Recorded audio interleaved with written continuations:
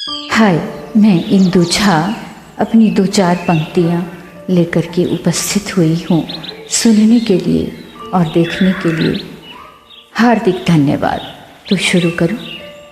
न जाने क्या वक्त ये आया, देह दीवारों में है कैद। न जाने क्या वक्त ये आया, देह दीवारों में है कैद। न जाने उड़ चला जहाँ मन, है वो कौन सा देश।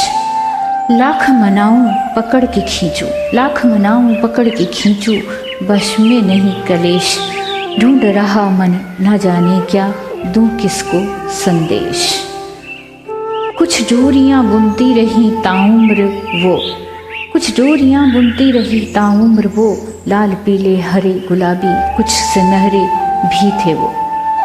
रक्त मज्जाओं से सिंचित भी किया उसने उन्हें, रक्त मज्जाओं से सिंचित भी किया उसने उन्हें। रात दिन गिनते हुए बढ़ते हुए देखा उन्हें।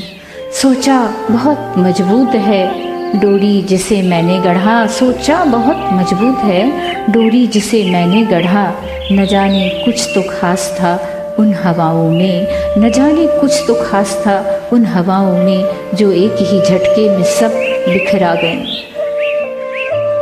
दो आँखें कभी कभी बहुत याद आती हैं, दो आँखें कभी कभी बहुत याद आती हैं। उनका शर्माना, खुशियों से चमकना, अचरज से घुमरना, अस्थिर हो जाना, आंसू से लबालब बेकल हो जाना।